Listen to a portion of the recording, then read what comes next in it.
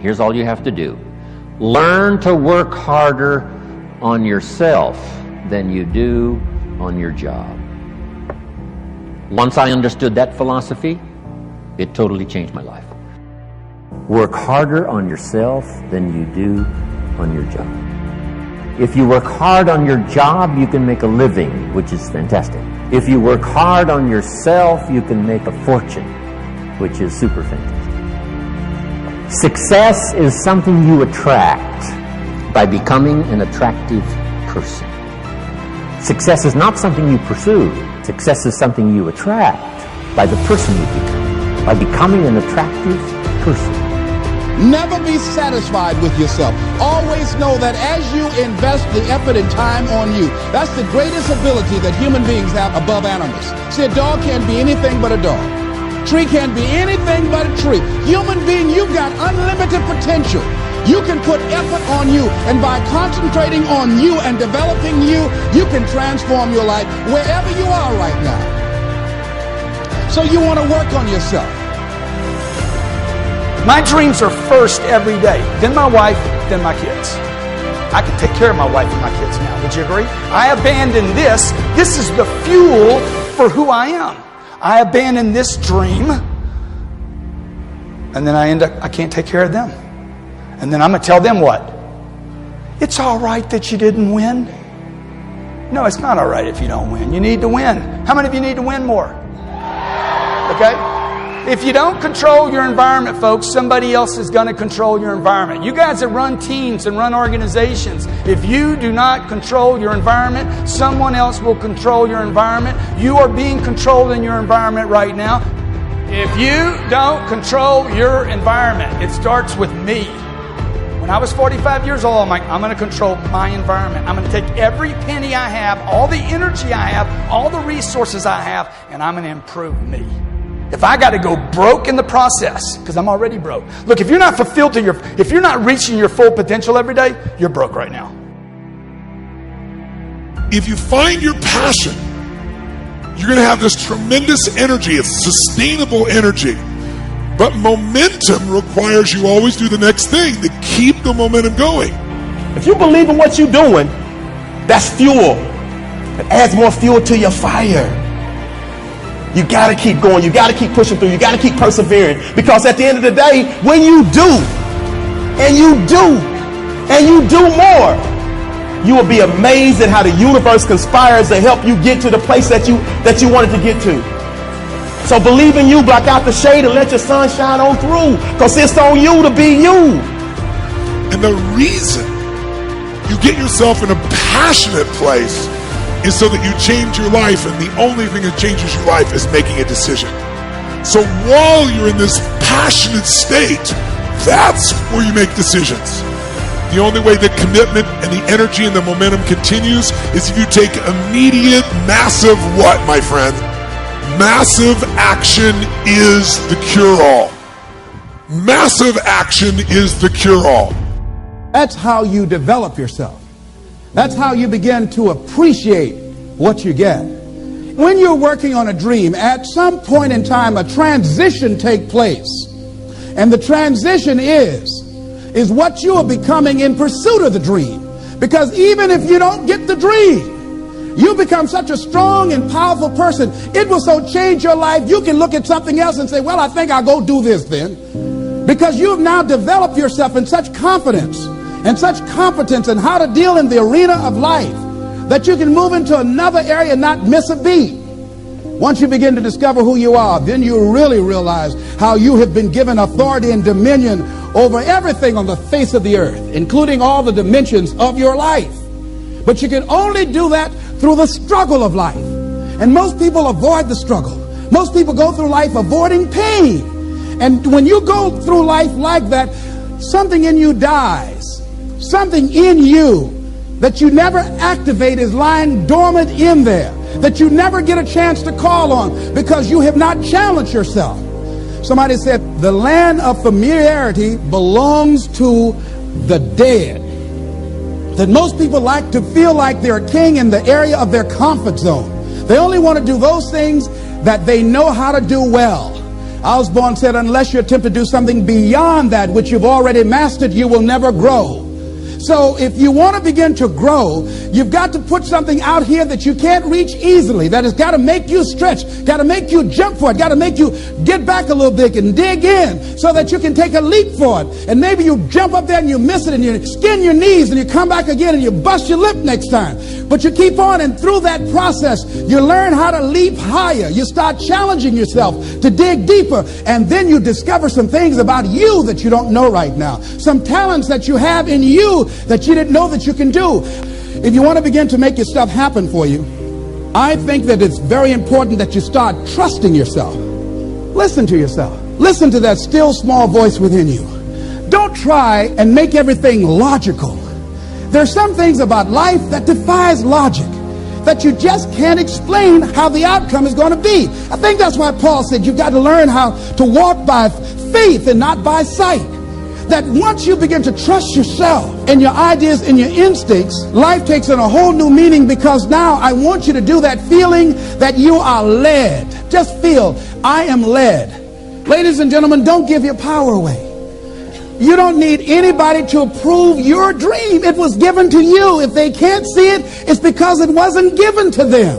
It was given to you. Hold it, nourish it, cultivate it, work on it. It's yours. It's your baby. Work on it until it comes into fruition. I gave away my power and I said, I'm not going to do that no more. Here's something else for those who make it today. Do what you know is right. Treat people like you want to be treated. Don't try and take any shortcuts. Don't try and cheat. Pay your dues up front. I believe, ladies and gentlemen, what goes around comes around. You can pay now, or you will pay double later. So do the right thing. There might be a tendency sometimes, because of the negative part of our consciousness and our own programming, for us to want to say, well, I just do it this time. It won't matter. Won't nobody know. Ladies and gentlemen, everything matters. And you know you're somebody. You know. I'd rather lose out on my dream doing the right thing than to cheat trying to make a shortcut to get to my goal. I want to be able to look myself in the mirror. And that's what you want to do. There's no saying, judge a man not by what he does, but by that he doesn't have to do. And to judge the true quality of a man is what do you do when nobody's looking. See, there's some good out there for you in the universe that has your name on it. And nobody can get your good. It has your name on it. They can't take your stuff. It's your stuff. So when you know that whatever you're seeking, it's also seeking you, you don't worry. You don't run scared. You don't think somebody's going to take it from you. You listen to your inner voice, and you always take the high road. There will be the tendency, the natural inclination to take the low road. You must resist that. Repeat after me, please. I will always take the high road. And do the right thing. No matter what. Take action. Not hasty if it isn't required. But don't lose much time. Here's the time to act. When the idea is hot and the emotion is strong. That's the time to act. You say, Mr. Ron, I'd like to have a library like yours. See, if you feel strong about that, what you got to do is get the first book and then get the second book. Before the feeling passes and before the idea gets dim, action pronto. Action immediate. Action as soon as possible. Because if you don't, here's what happens. We call it the law of diminishing intent.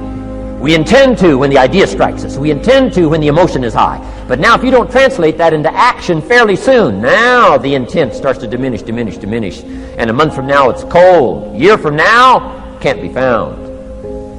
So act. Set up a discipline when the emotions are high and the idea is strong and clear and powerful. That's the time to set up the discipline. Somebody talks about good health and you're stirred. Says, right, I need to get a book on nutrition.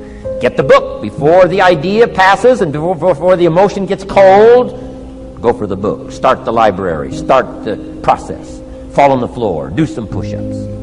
Action. Got to take action. Otherwise, the wisdom is wasted. Otherwise, the emotion soon passes. unless you put it into a disciplined activity. Capture it. Disciplines is called how to capture the emotion and how to capture the wisdom and translate it into equity. Disciplines. Now here's what's important about disciplines. All disciplines affect each other. In fact, here's a good philosophical phrase. Everything affects everything else. Nothing stands alone. Don't be naive in saying, well, this doesn't matter. I'm telling you, everything matters. There are some things that matter more than others, but there isn't anything that doesn't matter. Key to take home. Every letdown affects the rest of your performance. Every letdown affects the rest. This is part of the educational process on personal development. If you don't take the walk around the block, you probably won't do the apple a day. If you don't do the apple a day, you probably won't start building your library. If you don't build your library, you probably won't keep a journal, and you won't take pictures, and then you won't do this, you won't do wise things with your money, won't do wise things with your time, won't do wise things with your possibilities and relationships, and the first thing you know, 6 years of that accumulated, and we say you have messed up. So the whole key to reversing that process now is to start picking up these disciplines. Now here's the positive side. Every new discipline affects the rest of your disciplines. Every new one affects the rest. That's why action is so important. The least action, the smallest action. Take it. Because when you start accomplishing and the value starts to return from that one action, it'll inspire you to do the next one and the next one and the next one. You start walking around the block, it'll inspire you to get an apple. Get an apple, it'll inspire you to get a book. Get a book, it'll inspire you to get a journal. Get a journal, it'll inspire you to grow, develop some skills. All disciplines affect each other. Every lack affects the rest. Every new affects the rest. The key is to diminish the lack and set up the new. And you've started a whole new life process. Also, one more thought on discipline. Here's the greatest value of discipline. Self-worth, self-esteem. People are teaching self-esteem these days, but they don't connect it to disciplines. The least lack of discipline, and it starts to erode our psyche. One of the greatest temptations is to just ease up a little bit. Right? The slightest lack of doing your best starts to erode the psyche. Instead of doing your best, doing just a little less than your best. Sure enough, you say, well, it's just going to affect my sales. No, it's going to affect your consciousness. It's going to affect your philosophy. Now you've begun in the slightest way to affect your own philosophy. Here's the problem with the least neglect. Neglect starts as an infection. And if you don't take care of it, it becomes a disease. And one neglect leads to another. And the worst of all, when neglect starts, it diminishes our self-worth, our self-confidence, our self-value. You say, well, how can I get back my self-respect? I'm telling you, you don't have to go to 29 classes. All you have to do is start the smallest discipline that now corresponds to your own philosophy, like I should, and I could, and I will. No longer will I let neglect stack up on me so that I will have the sorry scenario 6 years from now, giving some excuse instead of celebrating my progress. That's the key to discipline. Okay? Let's get kids involved in the least of disciplines. One more, and then one more, and then another one, and then another one, and then some more. And the first thing you know, you're starting to weave the tapestry of a disciplined life into which you can pour more wisdom and more attitude and more strong feeling, more faith and more courage. Now you've got something, a vessel in which to put it. And now the equities start to flow. And the early return, I'm telling you, if you'll start this process, the early return will have you so excited. You'll commit yourself to this strategy for the rest of your life. You'll never go back to the old ways. Join a new crowd. Join a new group. The disciplines to do it. Take action. I recommended the last time I was here, the little book, Richest Man in Babylon, and I said I've lectured now to over 3 million people in the last 33 years, and I've recommended this little book to almost all of them, I think. Guess how many have actually gone and got this little book? Answer, very few. My best guess is 10%. Such an easy thing to do.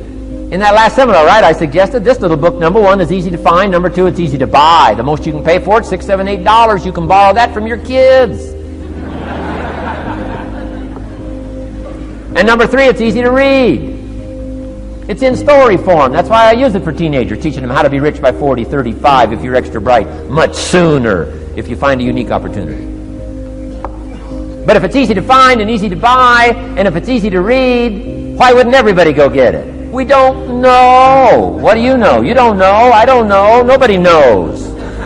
Here's how profound it is. Some do and Some don't. Now here's the numbers. About 10% do. 90% don't or won't. We don't know the mystery of that. And I'm telling you, 10 years from now, those numbers will still be the same. 10% will, 90% won't. The numbers don't change. Only the faces change. You're looking at one of the faces. I used to belong to the 90% who couldn't be bothered even if it was easy.